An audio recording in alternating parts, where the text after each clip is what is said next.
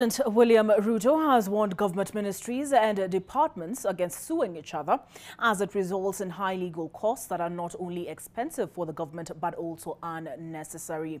Ruto said that any government agency that will take another government agency to court will not use public funds to pay the legal costs. Margaret Kimathi expounds. Governors, senators and members of parliament converged here at Fairmont Hotel and held a meeting with President William Ruto in an effort to streamline operations in his administration. President William Ruto took this opportunity to warn ministries and government departments against suing each other, arguing that unnecessary litigations among government agencies have resulted in loss of taxpayers' money, and called for a streamlined framework to resolve disputes internally.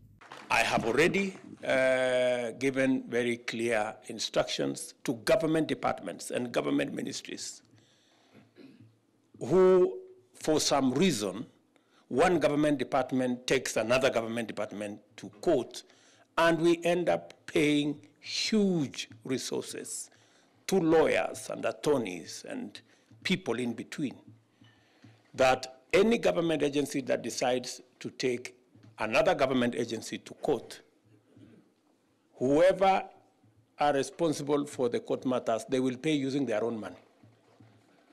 I will not accept government resources to be used to pay lawyers for one government agency to take another government agency to court. The head of state urged the Senate and the National Assembly to work together in offering oversight to the executive and cease rivalry in their operations.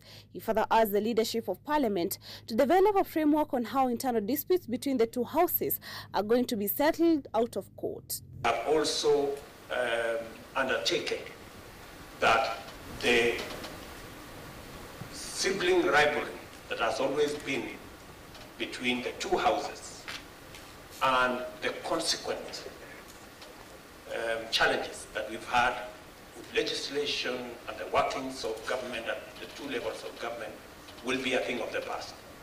President Ruto urged Parliament to amend their standing orders so as to make it mandatory for cabinet secretaries to appear before departmental committees to prosecute the government's agenda. And the single reason why I requested that we ask the legislature to make the necessary changes in the wisdom of the House to allow cabinet secretaries to prosecute government agenda, especially on matters questions in the floor of the House, is because whatever is going on now is simply not right.